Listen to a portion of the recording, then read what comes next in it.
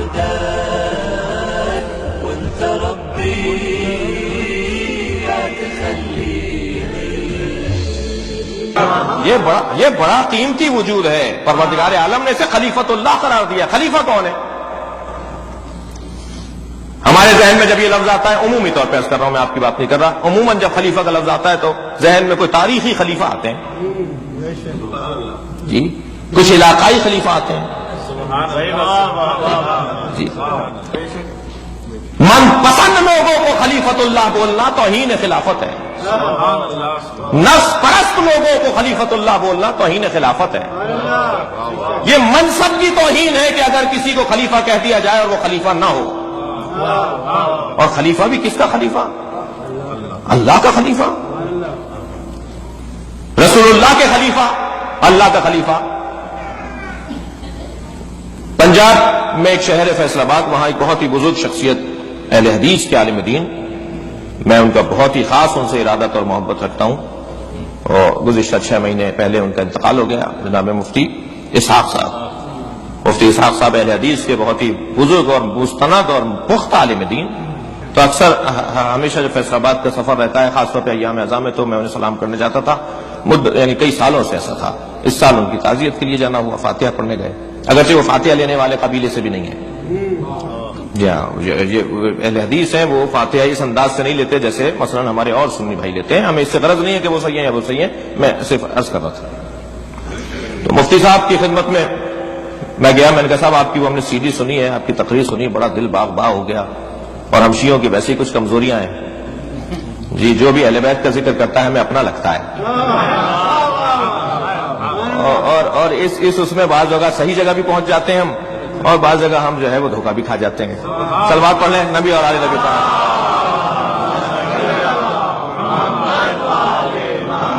میں نے کہا آپ کی زبان سے جو ہے وہ بہت کچھ ہمیں سننے کو ملا، اور بہت اچھا لگا کہ آپ اہل بیت کا ذکر کرتے ہیں، اور اس کے ساتھ جو ایک عظیم بات ہے وہ یہ کہ جو ہم سے متعلق غلط فہمیاں ہیں انہیں آپ دور کرنے کی بھرپور کوشش کرتے ہیں. مثلا انہوں نے اپنے مجمع میں کہا، آپ نے سب نے سنا ہوا ہے، انہوں نے اپنے مجمع میں کہا کہ شیعہ سنی جھگڑا جو ہے وہ یہودی کا پھیلایا ہوا ہے. یہ ایسے ہی ہے جیسے تو میں کی لڑائی ہوتی ہے جی، اور ہلکی پھلکی لڑائیاں اس کی بنیاد پہ قتل کر دینا، اس کی بنیاد پہ ایک دوسرے کے خلاف دشمنی کر لینا، یہ سازش ہے. یہ شیعہ سنی جھگڑا نہیں ہے کوئی. ہاں میں عرض کر رہا ہوں، یہ جملہ ان کا نہیں ہے جو اب کہہ رہا ہوں کہ شیعہ سنی اختلاف ضرور ہے، مگر شیعہ سنی تصادم نہیں ہے. اختلاف اور ہوتا ہے، تصادم اور ہوتا ہے. اختلاف ہمارا بہت پرانا ہے، ہمارا اختلاف بہت پرانا ہے، اور شیعہ میں بھی اختلاف ہے. اور اختلاف نہ ہو تو ادارے کیسے چلیں؟ ادارے نہ ہو تو یونیورسٹیاں کیسے چلیں؟ ادارے نہ ہو تو کتابیں کیسی لکھی جائیں؟ ادارے نہ ہو تو شاعر شعر کیسے کہے؟ خطابت کیسے ہو؟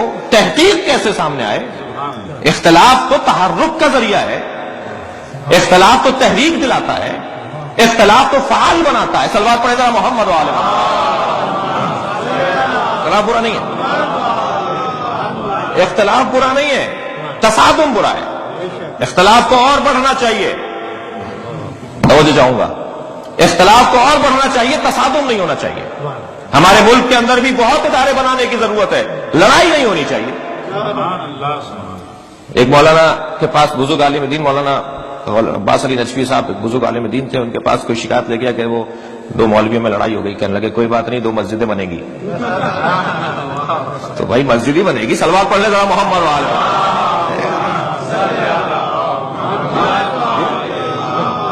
تو ویسے بھی بہت تیزی سے جو ہے وہ مومنین میں بھی اضافہ ہو رہا ہے، نمازیوں میں بھی اضافہ ہو رہا ہے، مسجدیں چھوٹی پڑ رہی ہیں ہمارے یہاں. اب میں یہاں کوئی تشویق کر کے نہیں جا رہا ہوں کسی کام کی، لیکن اتنا ضرور ہے کہ اختلاف کے مثبت پہلو بھی ہیں، اختلاف کے مثبت پہلو بھی ہیں. تو انہوں نے فرمایا کہ جی شیعہ سنی کا جو اختلاف ہے وہ اختلاف ہے، تصادم نہیں ہے، اور یہ سازشوں کا شکار ہو جاتے ہیں. لہذا ہمیں آپس میں ایک دوسرے سے اختلاف کو اختلاف ہی رکھا جائے. تو ایک بہت لمبا پرچہ آ گیا ان کے پاس کہ صاحب آپ نے کیا کہہ دیا، ان کی تو نماز علیحدہ ہے، ان کا کلمہ علیحدہ ہے، ان کا یہ ہاتھ کھول کے نماز پڑھتے ہیں، سجدگاہ رکھتے ہیں، کلمے میں علی اللہ تک بولتے ہیں، یہ بزرگوں کو برا بولتے ہیں، کسی کا احترام نہیں کرتے، اور بہت ساری باتیں جو ہے اس کے اندر لکھی ہوئی تھی. تو انہوں نے کہا یہ جتنی باتیں لکھی ہیں ان سب کے جواب ہیں، ان سب کے جواب موجود ہیں. تم اگر یہ کہہ رہے ہو کہ ان کا کلمہ علیحدہ ہے تو وہ کیا بولتے ہیں؟ وہ کیا علی ولی اللہ لا الہ الا اللہ سے پہلے بولتے ہیں؟ وہ اللہ کی وحدانیت کے اقرار کے بعد رسول کی رسالت کا اقرار کرتے ہیں اور پھر کہتے ہیں علی ولی اللہ، علی کی ولایت کا اقرار کرتے ہوتے ہیں، اعلان کر رہے ہوتے ہیں. تو کیا غلط ہے؟ سارے مجمع سے کہنے لگے تم بتاؤ علی اللہ کے ولی ہیں یا نہیں ہیں؟ اپنے دوستوں سے انہوں نے اقرار لیا، سب نے کہا علی اللہ کے ولی ہیں. کہنے لگے بس یہی فرق ہے، تم مانتے ہو بولتے نہیں ہو. وہ مانتے بھی ہیں بولتے بھی ہیں. صلوات پڑھے ذرا محمد و آل محمد.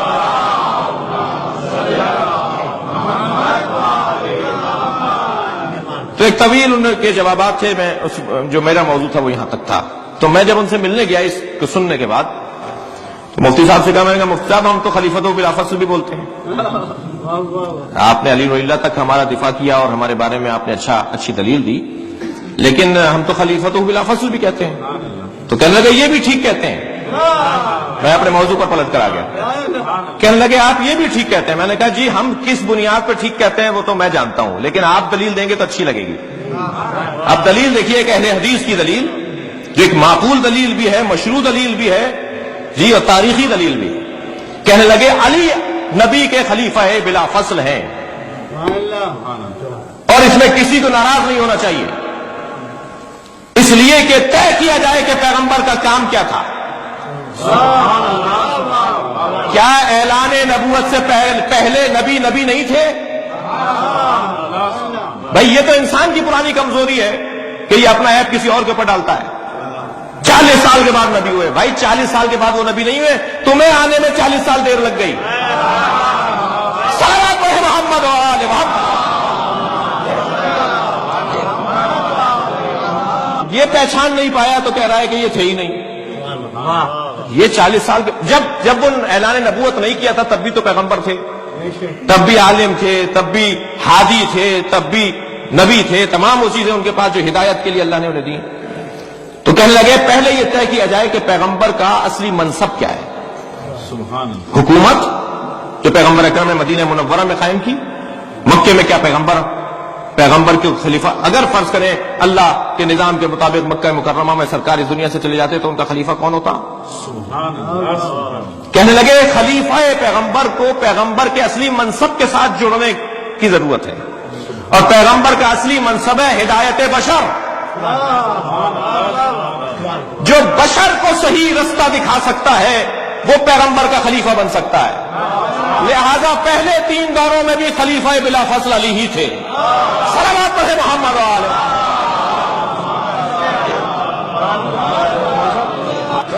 اور تاریخ اس سے پر ہے. جب بھی مشکل پڑی گا علی آپ بتا دیجئے کیسے حل ہوگا. تاریخ ان واقعات سے پر ہے. عملاً یہی ثابت ہوا ہے. عنواناً، رسماً، حلفاً، جی خلفاً، کچھ بھی ہوا ہو، لیکن حقیقتاً یہی ثابت ہوا ہے کہ پیغمبر کے بعد وہ جو 24 سال اور تقریباً 25 سال تک مولا کائنات بظاہر حکومت کی کرسی پر نہیں بیٹھے ہوئے ہیں، لیکن اختیار علی ہی کے ہاتھ میں ہے. اگر علی سانس لینا چھوڑ جائیں تو دنیا سانس لینا چھوڑ دے. صلوات پڑھے محمد و آل محمد.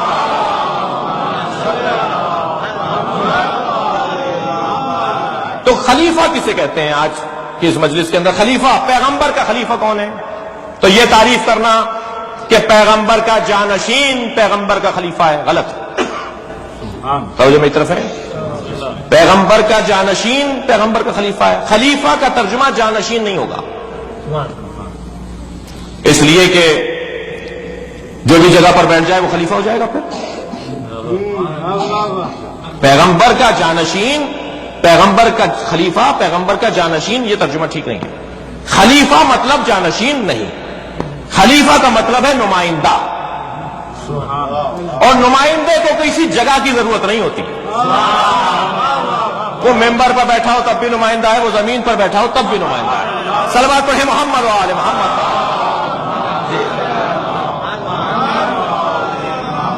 اب یہ جو انسان خلیفۃ اللہ ہے، انسان کی صحیح تعریف یہ ہے کہ وہ خلیفۃ اللہ ہے.